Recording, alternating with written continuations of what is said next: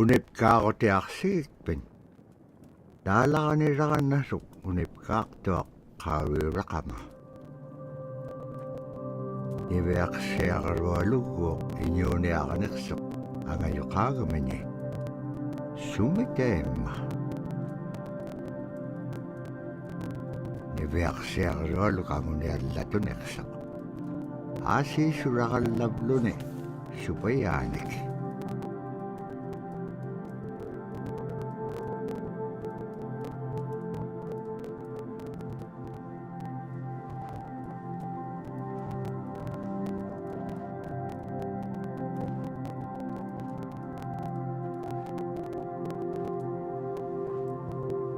iñuuniaqhutik anuqqautigaisi anuqqulingaaliaqsuq anuqqulingaaliaqpaalluni kisaimma paniqinialiaqsivut niviaqsiaqarualuk kisaimma isummeqpoq tavraasi kangitsaquaqsigaasumman anuqqulisugurukumagaan summan anuqqulingaaliaqamagaan tavraasi kangitsaquaqsigaasumman anuqqulisugurukumagaan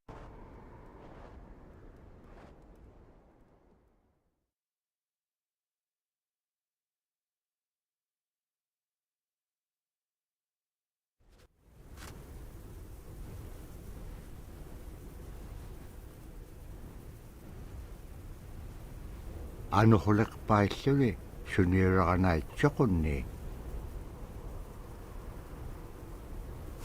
tavrani viaqsiaqarualuk ayuungitsoq payyagniuliqsoq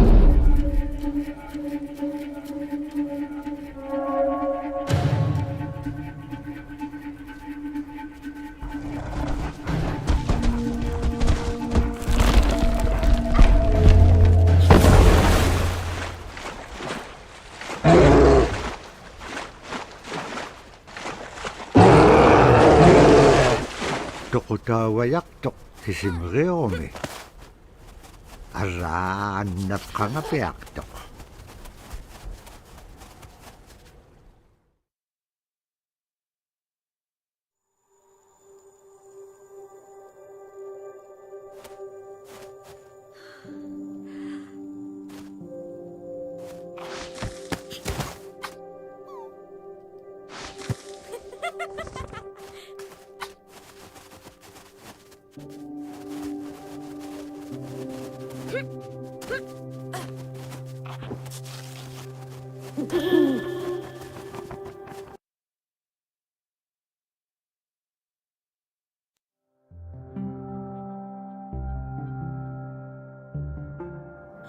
When I was growing up, my grandpa had a pet white fox. If you're a good friend with a fox, when there's danger abound, They try to keep you from getting into trouble. They pull tricks here and there, and foxes are like spoiled little kids in a way. When you let her out, she'd go prancing out in the snow, jumping in the air. I know she was happy then. Come running at me and jump on my chest, knock me backwards, lick my face, and I try not to let her. So that was my memory of my grandpa's pet fox.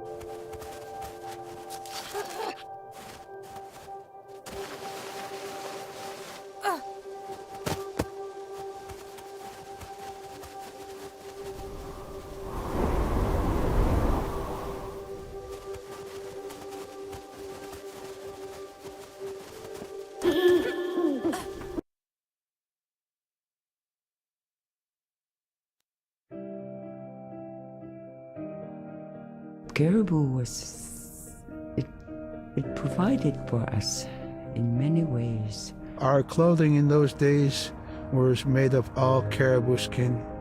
I grew up wearing caribou pants, mittens, caribou skin mattress, blankets. Some people had boots that were made with wolf leggings, sealskin sole bottoms. Baleen was shaved to make insoles. They kept us quite dry and warm as well. But the caribou skin clothing was the best. We would get as many yearlings as we could for our outer clothing.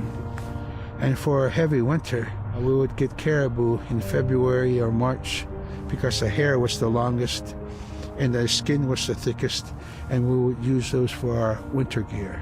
With that stuff on, you could sleep outside in 50 below and it wouldn't bother you a bit.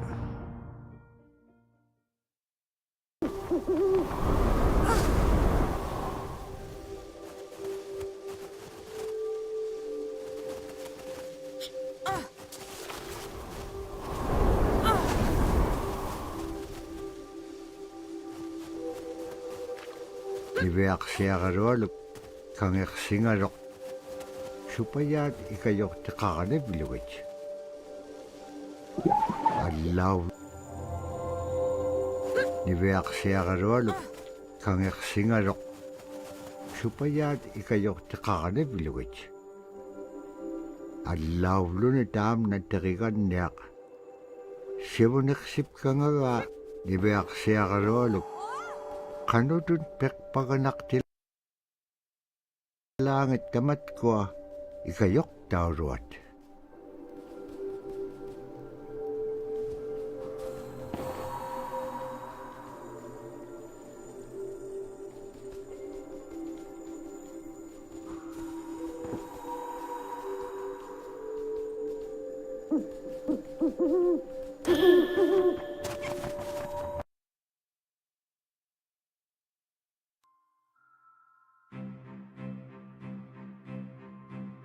Silla is the weather. It also means the atmosphere. Here's the nuna, or the land. And it's anything from the land into the moon, the sun, the stars. That's Silla. It's a very spiritual, and we have a relationship with Silla. Silla has a soul in the same way we do as people, in the same way animals do. I think spirit helpers in and of themselves are really about how we're connected with things. And so it may be that there is a spirit helper that shows themselves as a bird to show you the way home, or it may be a spirit helper that actually decides to show themselves with the face and body of a man instead of their animal form. And so I think one of the things that's hard to understand is that it's not one way of seeing things, it's one way of knowing you're connected to everything. We've always had that spirituality of everything around us. It's the interaction you have with the air you breathe, the ocean that you gather resources from, the rivers from which you gather fish, the tundra from which you pick berries, the animals that give themselves. It's all of that.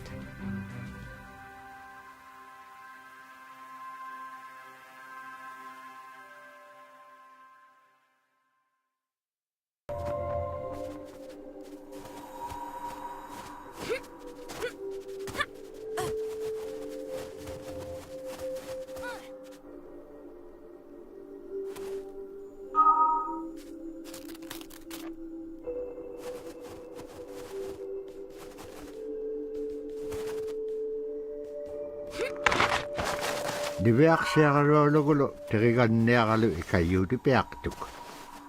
Siqaqaniutimigani. Araa kangeqsinaitsuqunni qanuq pisilaanga. Aglaan tavra atautsikun aingaruk.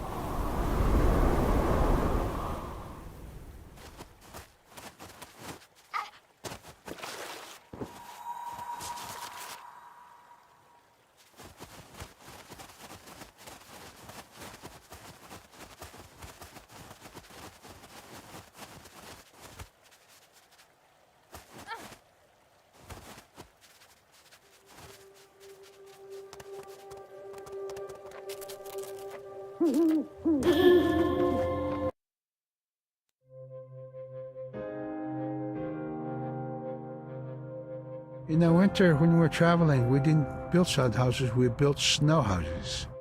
In Canada, they call them igloo, but here in Alaska, we call them apuyak. We'd do a day of travel, and then we'd make a apuyak.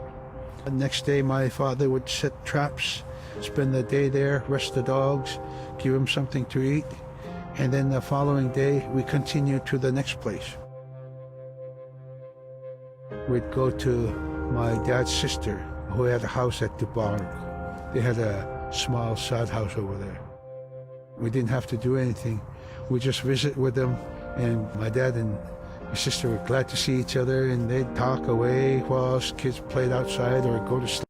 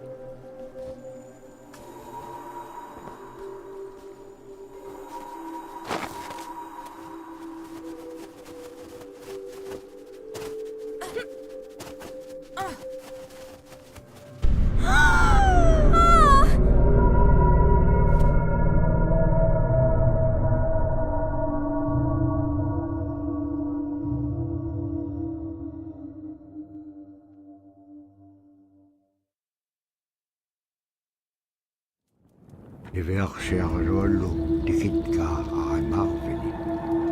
Agalaan maluunaqsingamaraq. Inñuquluk tikinngamaloq iviaksiaqaruallu piingaan.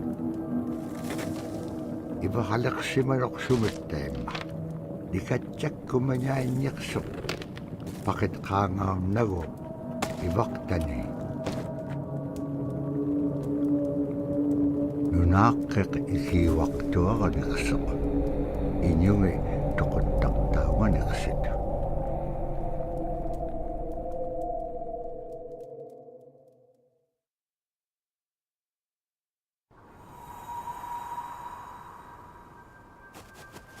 Niviaqsiaqaruallu uppiringitka tautuktani.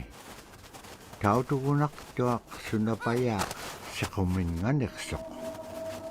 Niviaqsiaqaruallum iñuniaqatingi pisaullaganiqsut.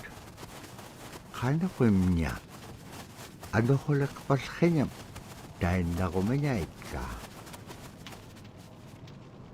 Tamaanga ikumauaqtuamin qaqraaqpam iñua niptaqtaq. Isumaalagullaqami niviaqsiaqarullum piitsiñingani.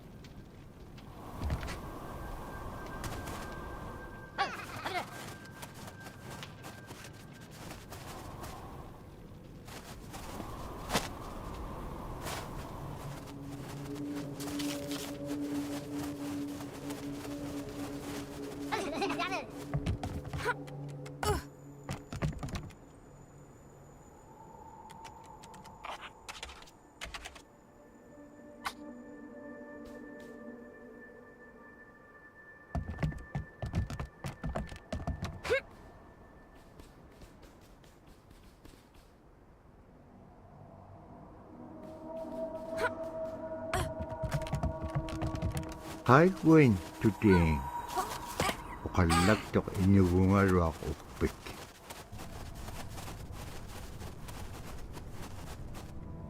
qanoquma ilisimaneqpaqa isumullaktoq niviaqsiaqarualuq qanoq kiitapura qaunugingagikpen qillautiga piigupku ikayoquniaqalluarikpen kimun tainnanunaaqeq sabaaqitilaanga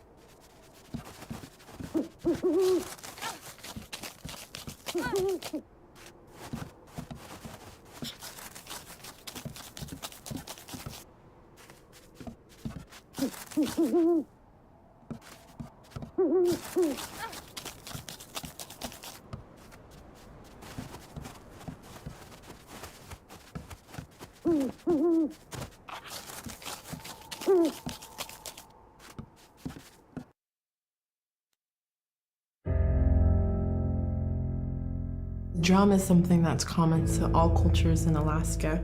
All cultures have a drum that may have some stylistic differences or differences in the materials that it's made, but it's still in recognition of life and vitality. And the drum mirrors the heartbeat. And when you continue drumming soon, it will be in line with your heartbeat, because that's what it's supposed to be, the heartbeat of the community, and it symbolizes vitality. And it's the most tremendous feeling to be in a room and to have one long row of all the drummers and to have that feeling of unity, everyone beating in harmony, the drum beat in unison. It's the most beautiful feeling. And to know that you're connected, you're on the land that you are connected to. And even if you grew up outside of the community, that which is in you comes from this area. And it's the greatest feeling.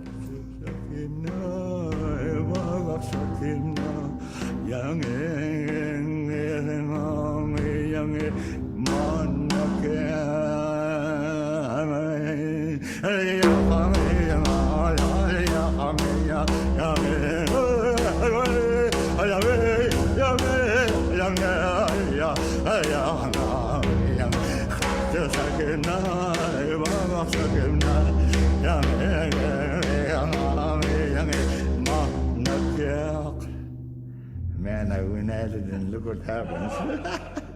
Oh.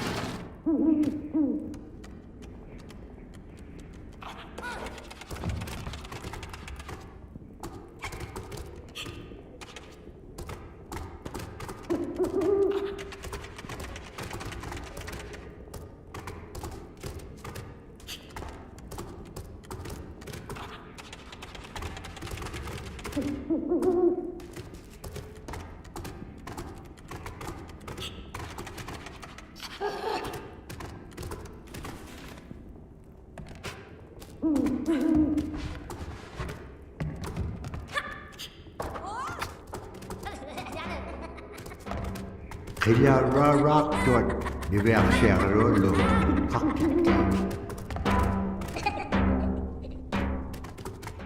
Asi ane pikir suna iduk tu sebulu magan.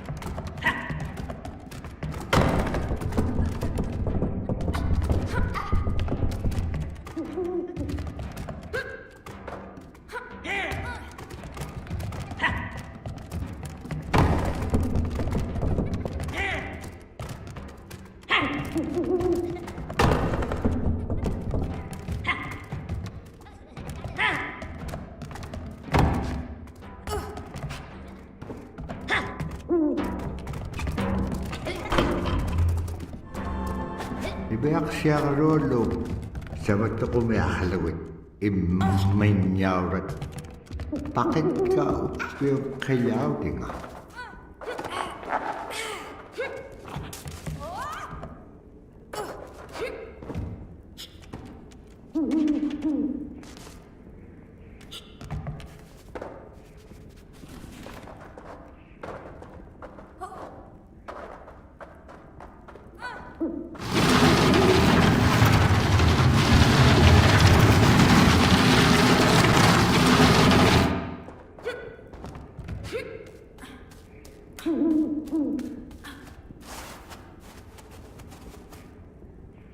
Ibak siya rolo kutingarok kayaw delegaho ni. Upik ko pia japalungarok.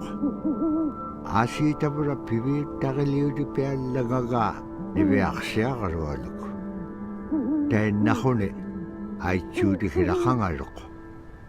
Upik ukalagtok. Uvaw na kao nagigagiga. Iligin nun pikit ko vlogo.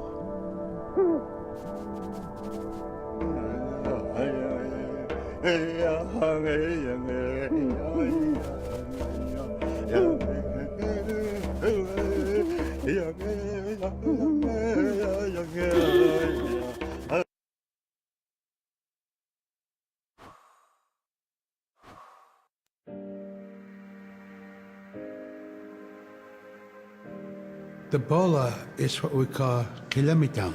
And the kilamitan is made out of braided sinew tied out to some heavy bone which you could twirl. In my case, we're catching ducks. When we're out whaling, sometimes the ducks start flying. And they're good for duck hunting. You know, if you're a whaling crew, you can't make too much noise. So you can't use a shotgun for getting some duck soup handy, you know.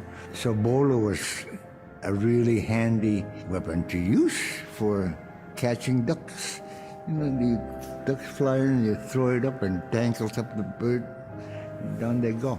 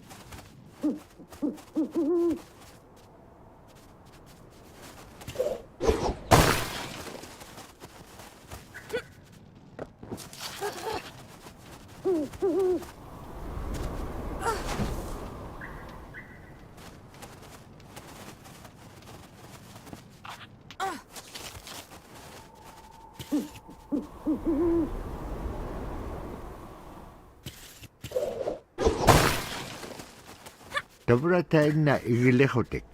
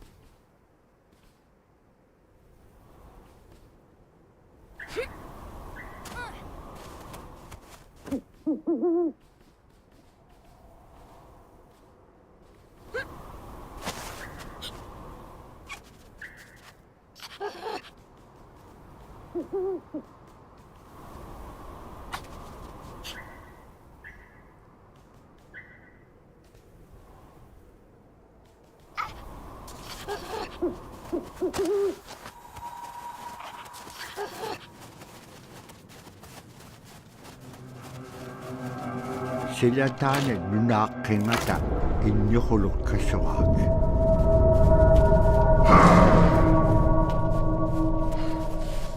Innyuhulum tautukamiung nutqaqqugaa.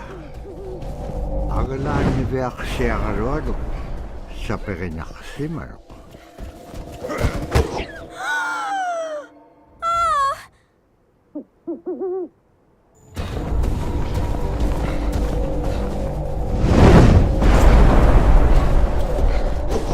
Qinnalifsaapiaq toqtautukamiuq qilamitaun. Tabra ivaqtani tautukkai.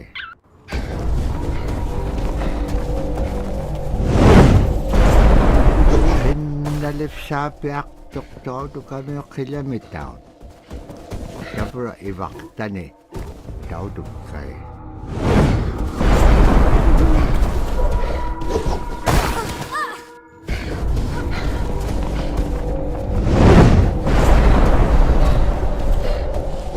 Qinnalifsaapiaq toqtautukamiuq qilamitaun. Tabra ivaqtani tautukkai.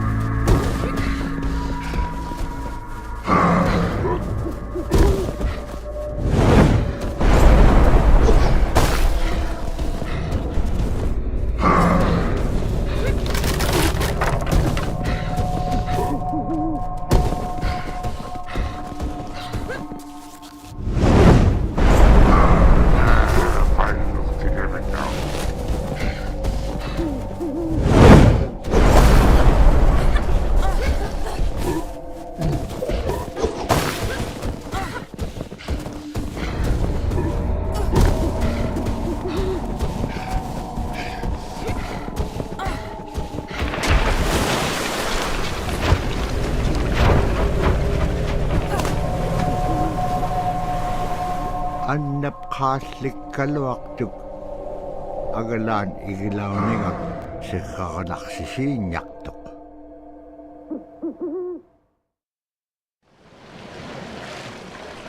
Malaquguni upluguni wisauplutik.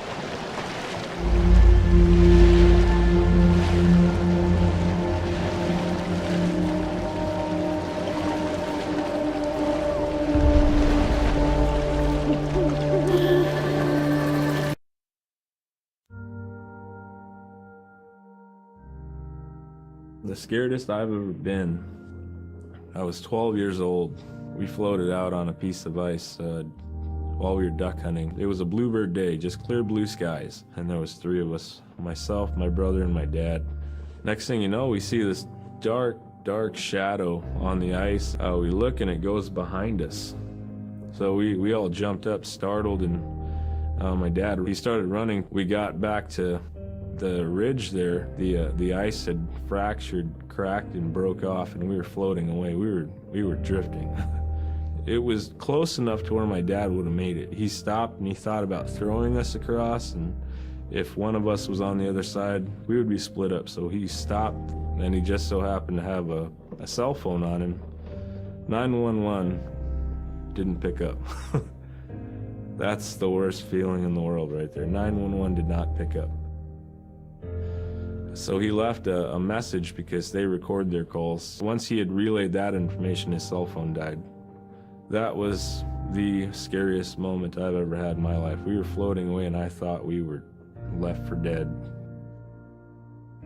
He kept calm during this situation.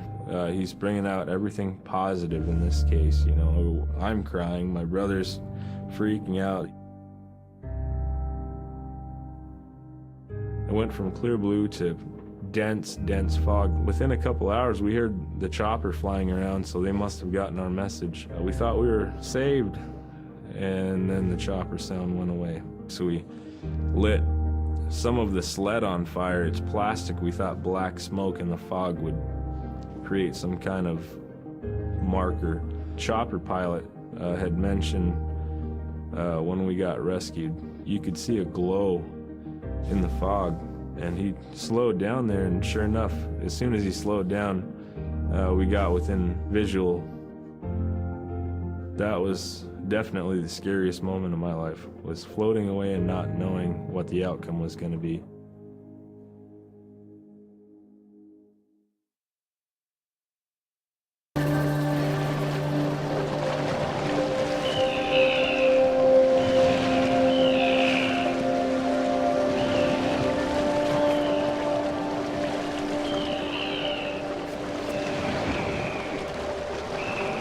Devra tuvaruha mutisitchu. Hagalan drovit pagavichu.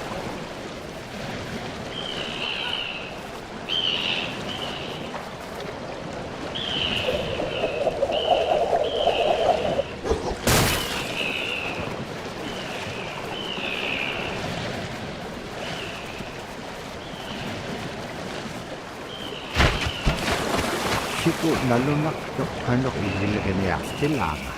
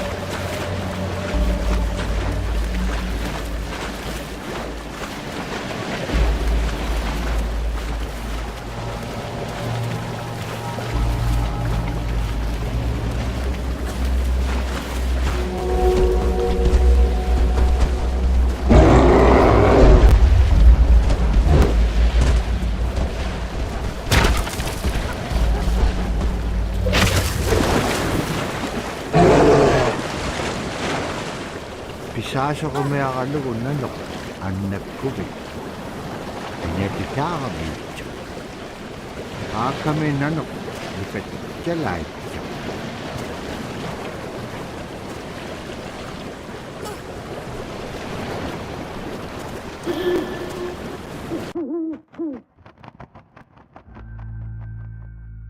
We're very much aware of the climate change. And it's been for many years, even before climatologists were noticing this change, Inuit were already saying, Sila alangoktok. Our climate is changing. If the heat is going the way it is right now, for us it's going to be pretty bad.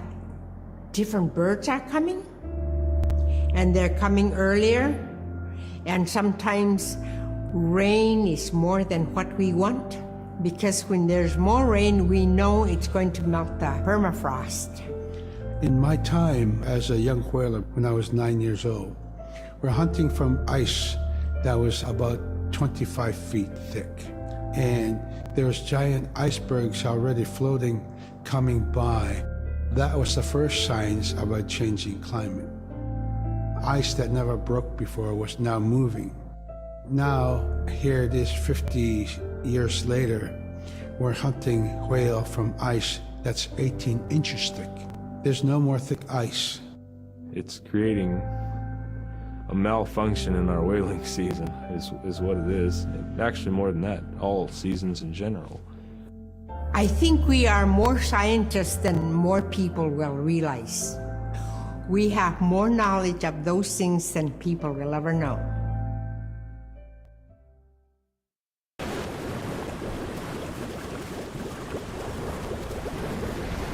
Agalan naman na adlaw.